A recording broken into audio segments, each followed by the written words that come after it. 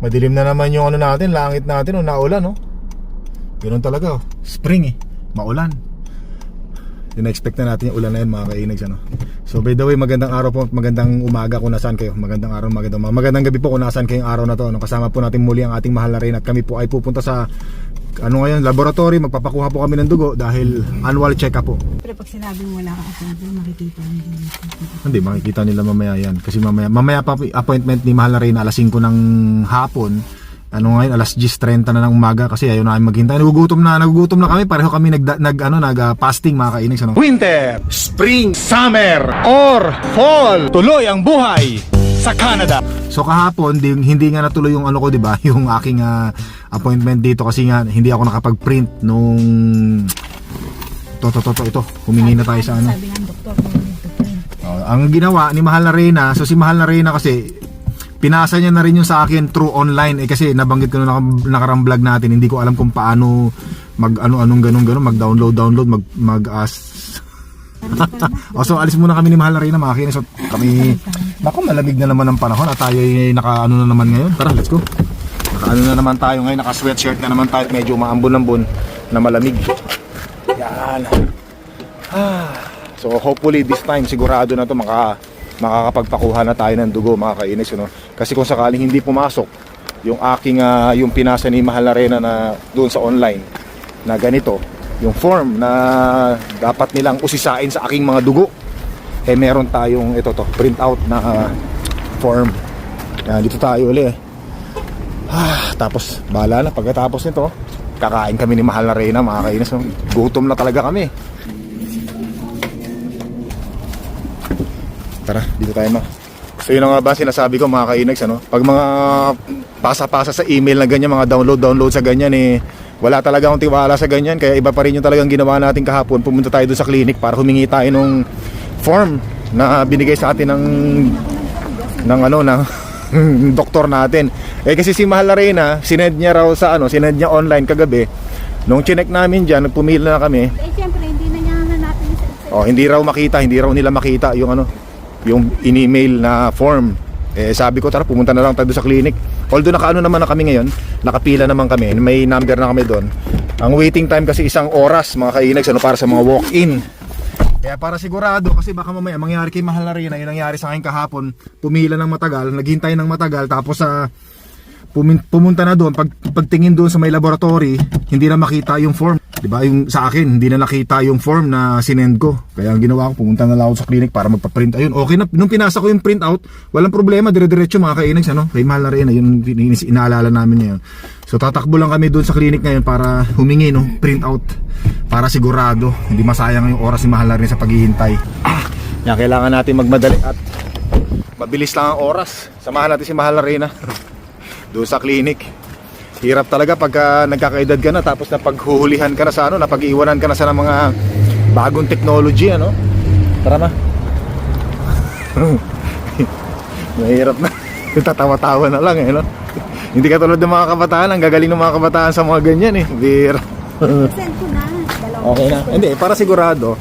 Kasi total, maghihintay na rin lang naman tayo ng mga 1 oras doon. Para sigurado lang, pumunta na tayo sa clinic para kunin natin yung printout. Para kung just in case meron tayong option B, kung sakaling hindi nila matanggap. Kasi nga kanina sabi mo na send, pero hindi raw nila makita. So mag-print out na rin tayo para sigurado. Total, maghihintay na rin lang naman tayo doon, para hindi masayang yung paghihintay natin. Dito na tayo sa clinic, mga kainags, Tara, ma. Tara, let's go. Iyon. Ayun na, nakuha na ni mahal na Reyna yung kanyang printout. Yun, nakakuha na, mga kainags, ng printout sa wakas. Bilis lang, mabilis, okay dito, okay talaga sa clinic na to. Tara, maayos. Isang hingi mo lang, bigay ka agad, Sa kabila, kasi wala di ba? Ay, so wala, hindi tayo inabot ng mga 2 minuto sa paghingi. Nasikaso agad tayo. Nung sinabi natin ang kailangan po namin ng printout, bigay ka agad. Tapos with smiling, yung mga staff natin dito, mga kabayan natin Pinoy, tsaka yung mga ibang nurses na ibang lahi, okay na okay talaga. Tsaka yung doktor natin dito, ayos din. So ngayon, diretso na tayo dun, balik na tayo dun sa Bali, ang nangyari kasi, mahabang pila, maraming naghihintay. So maghihintay na lang kami sa sasakyan ni Mahal na Reyna. Tapos pag 10 minutes before ng turn namin, iti-text kami para pumasok sa loob ng clinic para kunan na kami ng dugo. So habang naghihintay kami sa sasakyan ni Mahal na Reyna, ay mag-uututang dila muna kami sa sasakyan. 'Di ba? Hanggang sa ma-receive namin yung text nung mapakibukas mo nga to, ma. Nasa yung susi. Tara, ano na tayo rito? Okay na. Paano di ka lalamigin? Ay akong kasama mo.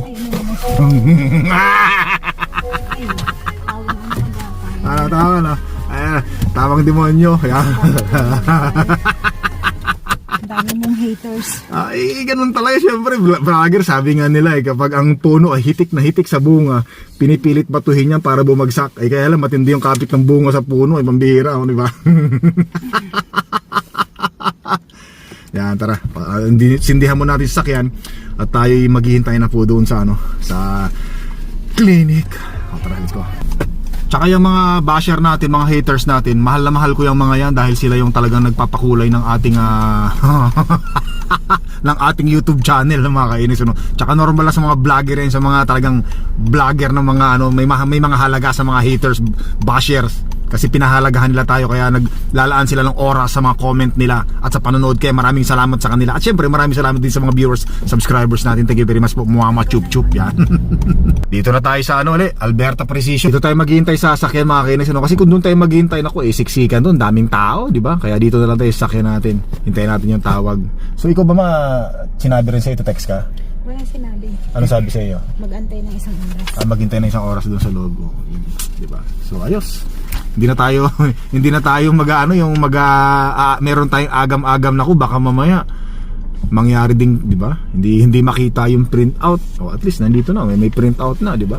Sitting pretty na lang tayo dito, no? Ayan. Nag-text na yung clinic, mga kainags, Wala pa namang 25 minutes na naghihintay tayo, pero nag-text na, pinapapunta na tayo doon. Pero syempre pagpunta natin doon, maghihintay pa raw tayo ng mga 10 minutes. At least ready lang tayo na nandoon kung sakaling tawagan tayo. Tatawagin yung pangalan natin. Madandahan dito, ingat ka ha. Dyan, mabato. Tara. Kapit ka sa akin. Yan. Let's go. Parang ayaw ha. Parang ay magpakapit ha.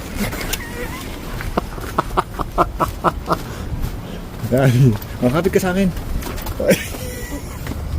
Ay ako na magbubukas ang pinto. Ang bihira.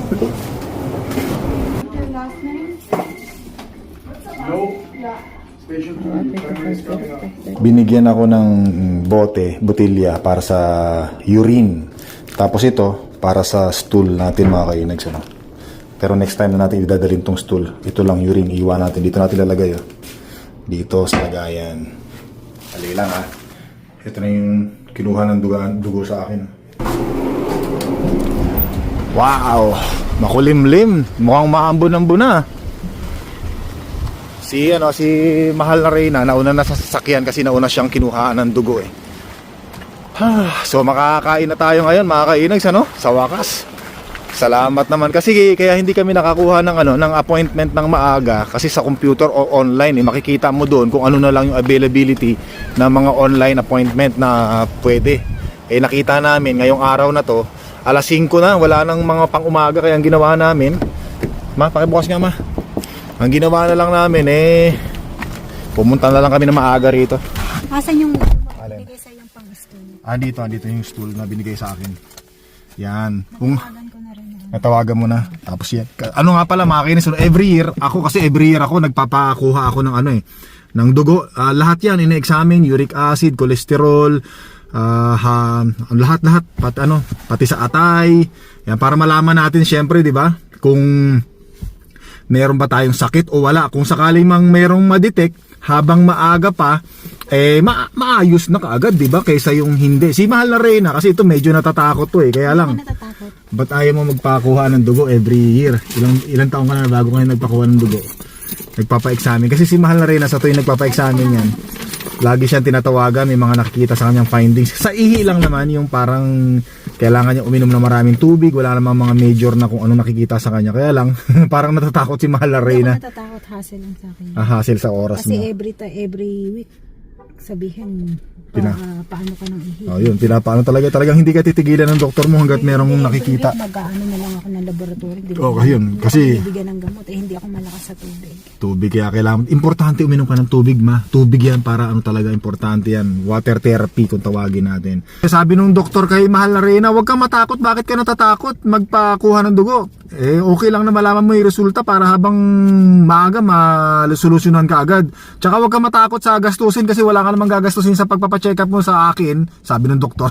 Tapos naalala ko dati, ang bihira dati nung siguro wala pa kami sa Canada noon, nung nagpapa-physical, ang tawag ng physical examination, tawag sa amin sa kumpanya namin. Kasi 'di ba minsan may mga doktor sasabihin nila, magpapaalam yan itutusok nila ipapasok nila yung kamay nila sa butas ng puwet mo para 'di ba mga para malaman kung may sakit ka o wala. Malalaman daw nila yan 'di ba ganun? So sino bang nakaranas ng ganun? Ako nakaranas ako ng ganun yung pinasok nung daliri, yung ayun, para ma-detect kung merong almoranas ganun. Pinasok nung doktor yung daliri niya sa puwet ko. Abay, ang laki nung doktor pag tingin ko sa daliri yan, ang laki rin. Tatanungin ka naman, sasabihin naman sa'yo, okay lang ba sa'yo ipasok yung daliri ko para malaman natin kung merong almoranas, gaganunin niya yan Sabi ko, sige sir, sige doc, sabi ko, sige doc. Siyempre, health conscious tayo, gusto natin talaga malaman bata pa naman tayo pero pumayag ako. Halos lahat naman kami ng mga empleyado pumayag. Siyempre walang bayad yung time na yun, libre, sagot ng kumpanya Abay, nung pinasok ng doktor yung daliri sa puwet, sabi ko talaga,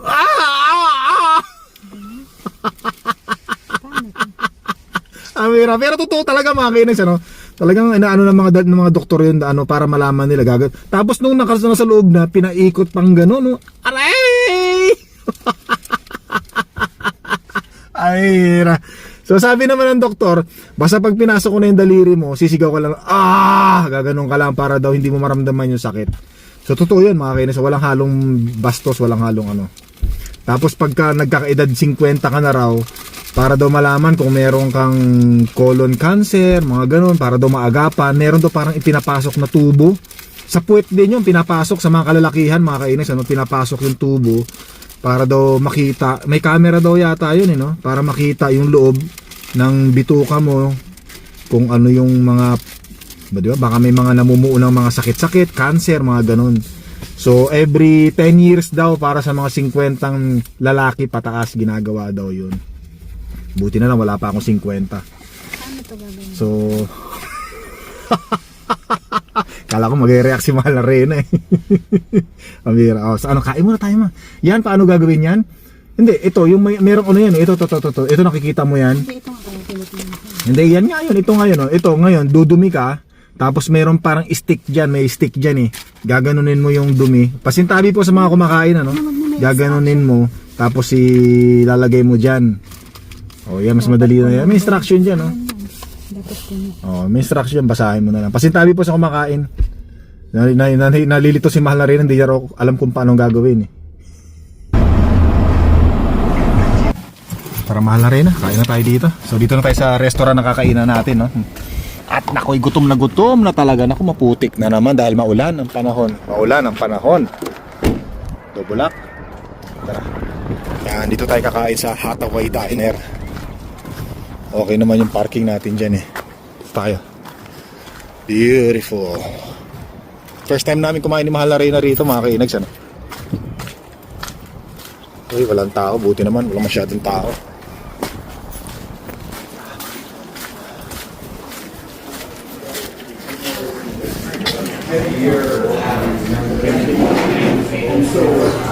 Hi.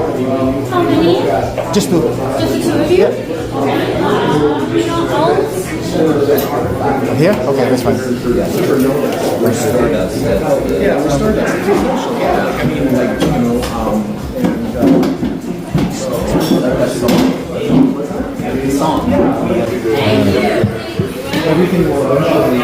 Alright, so dito muna tayo, order muna tayo mga kainags Tama-tama, hindi pa ako nakakapagkape kanina. May kape rito, sarap ng kape rito, black coffee. Mahal na Reyna, sarap ng in-order mo Sabi nung servidora, naku, Pilipino, hindi nagtitip to. Pero magtitip tayo ng maganda mamaya mga kainis.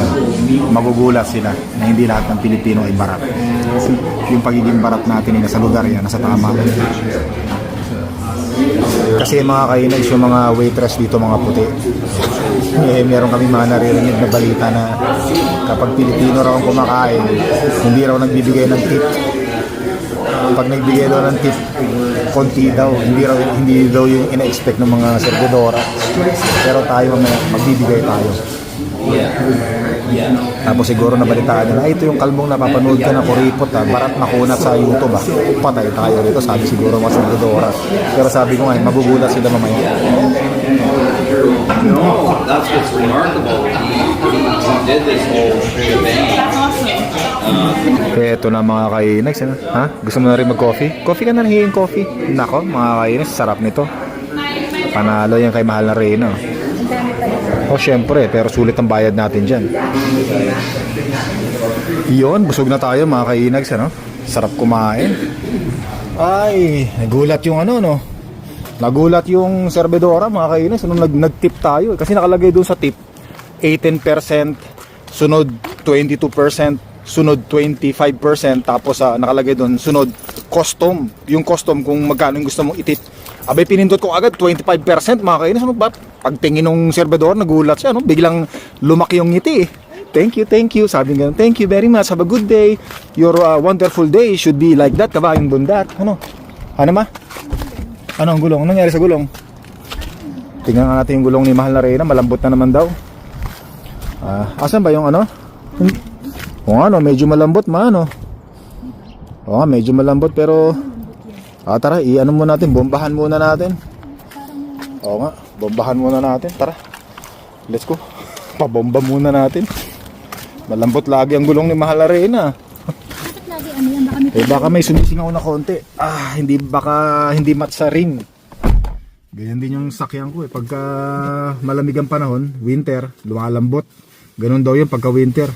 Pag summer naman, tumitigas. Kaya pag nasobran yung hangin ng gulong mo, pag summer, pag naarawan, pumuputok yun. Kaya dapat yung tamang hangin lang.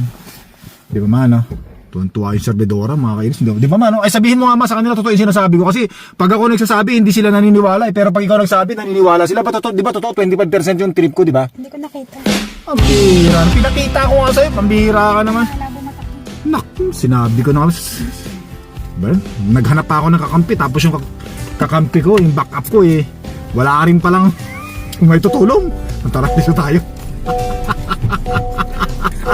Good vibes lang tayo mga siya, good vibes lang ha. Ang bihira. Ayun na nga minsan nga minsan ka lang mag-tip, magyabang muna kasi at least di ba? Nakapag-tip, bihira. Uy, nagtitip naman ako pagka kumakain tayo sa labas, bihira ka. Tama na, tara na mga sabay, bako na ba sabihin mo? Hop,